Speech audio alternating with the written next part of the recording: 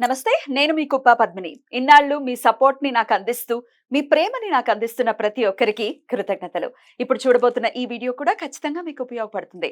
Like, share and subscribe చేసి మీ ఇష్టాన్ని, అలాగే మీ సపోర్ట్‌ని నాకందించండి. అలాగే ఈ వీడియో పట్ల మీ అభిప్రాయాన్ని కామెంట్ సెక్షన్‌లో కామెంట్ చేసి నాకు తెలియజేయండి. నమస్తే. నమస్తే. Welcome to our channel. నేను పద్మిని. ప్రస్తుతంతో పాటు ప్రముఖ ఆధ్యాత్మికవేత్త, ఆస్ట్రోన్యూమరాలజిస్ట్, వేదిక్ వాస్తు స్పెషలిస్ట్, శ్రీ విద్య మరియు హనుమత్ ఉపాసకులు, బ్రహ్మశ్రీ డాక్టర్ శివయోగి సిస్లా జయశంకర్ గారు మనతో పాటు ఉన్నారు. మాట్లాడదాం. నమస్కారం అండి. ఆయుష్మతి భవ. సార్, నమ్మే వాళ్ళకి నమ్మినంత మహాదేవ అనలేము. ఎందుకంటే నెగటివ్ ఎనర్జీస్ ని నమ్మే వాళ్ళు చాలా విపరీతంగా నమ్ముతారు. నమ్మని వాళ్ళు అంతే క్వైట్ ఆపోజిట్ గా నమ్మరు. న్యూట్రల్ గా ఉండేది మాత్రం ఉండదు. ఉందో లేదో మనకి తెలియదులే అనే వాళ్ళు ఉండరు. చూస్తేనే నమ్ముతామన్నది మాత్రం ఖచ్చితంగా నెగటివిటీ మీద అయితే ఉంటుంది. బికాస్ దేవుడైతే దేవుడు అనేవాడు ఉన్నాడు, అదొక ఎమోషన్ అని ఎలా అయితే అనుకుంటారో, నెగటివిటీని మాత్రం ఖచ్చితంగా కొంతమంది దాన్ని ఇల్యూజన్ లాగా కొట్టి పాడేస్తూ ఉంటారు. లేకపోతే అట్లా అదంతా ఈ రోజుల్లో అదేంటి అని అంటారు. నిజంగా ఫేస్ చేసిన వాళ్ళేమో ఎంత వైబ్రెంట్ గా, ఎంత వైలెంట్ గా బిహేవ్ చేస్తారంటే, నీకు తెలుస్తుంది నువ్వు చూస్తే, నువ్వు అనుభవిస్తే కదా తెలుస్తుంది నీకు అని అంటారు. సో అసలు ఏంటి సార్ ఈ నెగటివ్ ఎనర్జీ, లేకపోతే భూత ప్రేత పిశాచాలు అనేవి అసలు ఈ కాలంలో కూడా ఉంటాయా?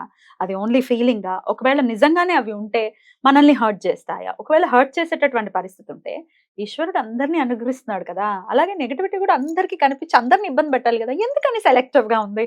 ఇట్లాంటి విషయాలు ఒక్కసారి సార్, ఒకవేళ అట్లాంటి ప్రాబ్లమ్స్ తో బాధపడుతున్న వాళ్ళైతే వాళ్ళు దాని నుంచి ఎలా బయటపడాలి? తప్పకుండా అమ్మా. ఇప్పుడు ఇవి ఇలాంటివి ఉన్నాయా లేదా, ఈ నెగిటివ్ ఎనర్జీ అనేది ఉందా లేదా, ఇది ఒక అపోహ మాత్రమేనా అంటే, ఎప్పుడైతే మనం దైవాన్ని నమ్ముతామో అప్పుడు రాక్షసత్వాన్ని కూడా నమ్మాలి. Right. దేవుళ్ళు ఉన్నారు, రాక్షసులు ఉన్నారు. ఉన్నారు. సో కాబట్టి మంచి ఉంటే చెడు కూడా ఉంటుంది. Right.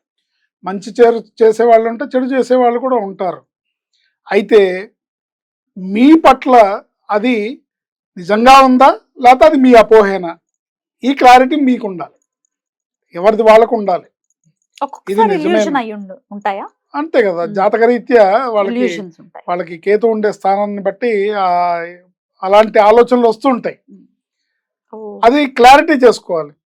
ఒకవేళ నిజమా కాదా, ఈ రోజుల్లో కూడా ఇవన్నీ ఫలిస్తాయి. ఎందుకంటే అవి చేసే వాళ్ళు కూడా ఎంతో నియమనిష్టలతో, ఎంతో పట్టుదలతో చేస్తే గానీ అవ్వదు, ఫలించేటటువంటి పరిస్థితి. తర్వాత వాళ్ళు కూడా ఎంతో స్ట్రాంగ్ గా ఉండి వాళ్ళని వాళ్ళు ప్రొటెక్ట్ చేసుకునే స్థాయిలో ఉన్న వాళ్ళు మాత్రమే చేయగలుగుతారు. అయితే సార్, ఇక్కడ ఒక చిన్న ఎక్స్‌ప్లాయిటేషన్ జరుగుతోంది సార్. అంటే వాళ్ళు ఏదో ఇల్యూజన్ తో బాధపడుతున్న వాళ్ళని, మాకు ఇట్లా ఉందంటే జరిగింది మీ మీద అని చెప్పి ఎక్స్‌ప్లాయిట్ చేసే వాళ్ళు ఉన్నారు. దాన్ని క్యాష్ చేసుకునే వాళ్ళు ఉంటారు కదండి. ఎక్స్‌ప్లాయిటేషన్ అనేది జరుగుతోంది ఖచ్చితంగా. మార్కెటింగ్ అనేది బాగా జరుగుతుంది. ఇప్పుడు ఎవరి దగ్గరికి వెళ్ళాలో తెలియదు.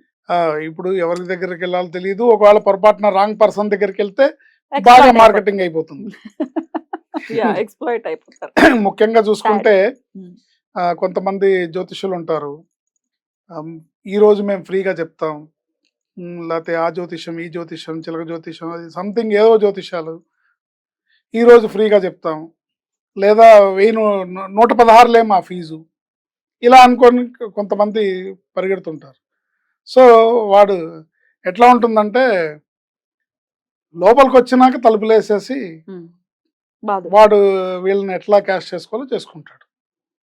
కనీసం పెద్ద మొత్తంలో అమౌంట్ లేనిదే వాడిని వదలరు. దీనికి ఒక ఉదాహరణ ఉంది. ఒక జూలో ఎంట్రీ ఫ్రీ అని ఇచ్చారు. బయటకు వెళ్ళడానికి దారి మార్చారా? Entry free free free free free అని పెద్ద అక్షరాల్లో. సో అందరు లోపలికి వెళ్ళారు. వెళ్ళిన తర్వాత గేట్లు తాళా తీశారు. బయటికి రావాలంటే 500 కట్టి బయటికి వెళ్ళాలి, లేదంటే జంతువులను వదులుతారు. అది. సో అందుకని ఎవరిది ఎటువంటి ఇదైనా సరే, చెడు ఉందా లేదా ఆ మూలాల్లోకి మనం వెళ్ళకూడదు. మనం ఎంతసేపు దైవాన్ని నమ్ముకొని దైవానుగ్రహాన్ని కోరుకుంటూ దైవం పాదాలు పట్టుకొని ముందుకెళ్లాల్సిందే తప్ప, ఇవి ఉన్నాయా లేదా, పనిచేస్తాయా చెయ్యవా, ఎవరు చేశారు, ఏం చేశారు, ఎట్లా చేశారు, వీటన్నిటినీ మూలాల్లోకి వెళ్ళే కన్నా, వాటిని అనాలిసిస్ చేసే కన్నా భగవంతుని నమ్ముకొని మనం చేసుకోవాల్సిన పనులు మనం చేసుకుంటే, పరిహారాలు చేసుకుంటే బాగుంటుంది. రైట్ సార్, ఇక్కడ ఒక సందేహం సార్, నాకు ఒక కాల్ వచ్చింది, నేనే విన్నాను. ఆవిడ భగవత్ ఆరాధనలోనే ఉన్నారు, మరీ ప్రత్యేకించి ఇట్లా నెగటివిటీని ఫీల్ అయినప్పుడు ఆంజనేయ స్వామినే పట్టుకొని ఉన్నారు. గుడికి వెళ్ళినా కూడా షీ కుడ్ సెన్స్ ఇట్, గుళ్ళో కూడా షీ కుడ్ సెన్స్ ఇట్, అంటే స్మెల్ రూపంలో సెన్స్ చేస్తుంది, బ్యాడ్ స్మెల్ ఆల్ అరౌండ్ తన Yes, చుట్టూ, yes. అలాగే ఎవరో చూస్తున్నట్టుగా గుళ్ళో కూడా అలా ఫీలింగ్ వచ్చింది అని అంటే మరి దాన్ని ఎట్లా అర్థం చేసుకోవచ్చు? అంటే మీరు మీరు విన్నదానికన్నా ఇంకొక స్టెప్ ముందుకే విన్నా నేను. చెప్పండి కొంతమంది గురుగారు. ఉన్నారు ఉమ్, కొన్ని చేసే ప్రయోగ బాధలు ఈ బాధలు పడేవాళ్ళు చెప్పారు, గుళ్ళకే చేస్తారట, దేవుళ్ళకే చేస్తారట. what? అది ఒక అసలు గుడి సాధ్యమా? సాధ్యమా అంటే దుష్టశక్తి ఉన్న చోట భగవంతుడు పక్కకి వెళ్ళిపోతాడు. ఇప్పుడు మన కోసం వాళ్ళతో ఫైటింగ్ చేస్తూ కూర్చోడు కదా ఆయన. దాన్ని ఎవరన్నా తీసుకొచ్చి ఆయన్ని తీసుకొచ్చి ఆయన నుంచోబెట్టి పూజ జరగాలి అక్కడ. లేకపోతే ఆయన కామ్గా పక్క తప్పుకుంటాడు.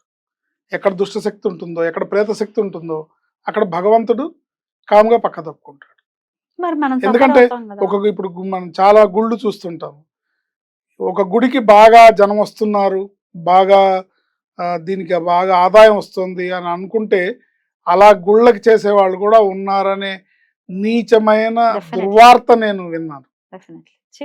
సో అలాంటి తలుచుకోవడానికి కూడా మనకి ఇష్టం ఉండదు. కాకపోతే మనం 10 మంది శ్రేయస్సు కోరుకునే వాళ్ళం కాబట్టి 10 మంది బాగుండడానికి మనం చెప్పే రెమెడీసు, ఎవరికైనా ఇలాంటి అపోహలు ఉంటే కనుక మనం దీన్ని అపోహనే అనుకుందాం. ఈ రోజుల్లో అంతటి మాంత్రికులు, అంతటి శక్తిమంతులు ఎవరున్నారు? ఒకవేళ ఉంటే ఒకవేళ కనుక ఏం ఉంటే ఉండొచ్చు చేయమంటారు? గాక. మనం వాళ్ళని వెతుక్కుంటూ వెళ్ళాల్సిన అవసరం లేదు. అవసరం. దైవశక్తిని మించిన శక్తి ఏదీ లేదు. ఉమ్. అందుకని దైవాన్ని ఆలంబనగా చేసుకొని దైవాన్ని మనం పట్టుకోవాలి. ఏం చేయమంటారు? ఈ ఎవరైతే ఇటువంటి ఫీలింగ్స్ తోని మాకేదో ప్రయోగ బాధ ఉంది, మాకెవరో చేశారు, మమ్మల్ని ఏవో దుష్ట ప్రయోగాలు బాధ పెడుతున్నాయి, దుష్ట శక్తులు బాధ పెడుతున్నాయి అని అనుకునే వాళ్ళు ఉంటే వీళ్ళు వరుసగా ఒక 3 రోజులు ఒక పాలకూర కట్ట తల దగ్గర పడుకునేటప్పుడు మంచం దగ్గర తలవైపుగా పెట్టి పడుకోవాలి. పొద్దున్నే లేచి దాన్ని దిష్టి తీసేసి గోమాతకు తినిపించాలి. ఓ, మరి గోవుకి ఏమైనా ఇబ్బంది? ఏమవదు, గోమాతకి ఏమవదు. పాలకూర. ఆవిడ శక్తి స్వరూపిణి. ఆవిడ ఇలాంటి నెగటివ్స్ ని తొక్కి మింగేయగలదు అన్నమాట. అమ్మవారి స్వరూపం. Right. ఆవిడకి ఏమవదు. దేశీవాళి దేశవాళి ఆవుకి తినిపించాలి. 8 మంగళవారాలు ఆంజనేయ స్వామి గుళ్ళో తీపి బూందీని పంచిపెడితే ఇలాంటి బాధల నుంచి దూరమయ్యే మార్గాలు, మీరు బయటపడడానికి, మీకున్న ప్రాబ్లం నుంచి బయటపడడానికి మార్గాలన్నీ దొరుకుతాయి. 8 వారాలు, 8 మంగళవారాలు తీపి బూందీని ఆంజనేయ స్వామి గుడిలో పంచిపెట్టాలి. Right. ఆయన సింధూరాన్ని ధరించాలి. ఆయన రక్ష ఏదన్నా ఉంటే కట్టుకోవాలి. ఇంకా ఆయనకి మీరు మీ చేతనైన పూజ ఏదైనా సరే చేయించుకో. ప్రతిరోజు 3 పూట్ల తప్పనిసరిగా హనుమాన్ చాలీసా పారాయణ చేయాలి. మార్పు ఉంటుంది. తప్పకుండా బ్రహ్మాండమైన మార్పు ఉంటుంది. అంటే ఆయన ఈ పరిహారం వల్ల మార్పు జరుగుతుందని కాదు, మీకు ఈ ఇబ్బందుల నుంచి మీరు బయటపడడానికి కావాల్సిన మార్గాలన్నీ మీకు అవగతం అవుతాయి. తప్పకుండా. అయితే ఈ పని చేయాలి. తప్పకుండా సార్. అయితే ఇది ఆల్రెడీ అలా ఫేస్ చేసిన వాళ్ళకి మనస్కరించొచ్చు, మనస్కరించకపోవచ్చు, చేయాలనిపించకపోవచ్చు. మరి అప్పుడు వాళ్ళ కోసం వాళ్ళ తల్లిదండ్రులు గాని, భార్య గాని, ఇంకెవరైనా గాని చేయొచ్చా?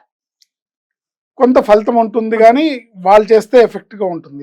ఎవరు బాధపడుతున్నారో వాళ్ళు, ఎవరికి ఆకలిస్తే వాళ్ళు భోజనం చేయాలి. తినాలి. సింపుల్ కానీ ముందు మొదలు పెట్టి మెల్లమెల్లగా వాళ్ళని మార్చుకుంటే నెమ్మదిగా మార్చుకోవచ్చు. అట్లా వాళ్ళు చేయొచ్చు. Right. మర్కటేశ మహోత్సాహ సర్వశోక నివారక శత్రువున్ సంహార మాం రక్ష శ్రియం దాపయబో హరే అనే ఈ మంత్రాన్ని నిరంతరం ధ్యానం చేస్తూ ఉండాలి. మర్కటేశ మహోత్సాహ సర్వశోక నివారక శత్రువున్ సంహార మాం రక్ష శ్రియం దాపయబో హరే ఈ మంత్రాన్ని జపించుకుంటూ ప్రతి మంగళవారం, శనివారం ఆంజనేయ స్వామి గుడికి వెళ్తూ ప్రతిరోజు 3 పూట్ల హనుమాన్ చాలీసా చదువుతూ మంగళవారం నాడు ఆంజనేయ స్వామి గుడిలో తీపి బూందీని పంచిపెట్టడం, మీ గ్రహస్థం అయితే ఇల్యూజన్ మాత్రమే అయితే కనుక అవి పోతాయి. మంచిదే కదా. Thank you sir. నమస్తే. ఆయుష్మతి.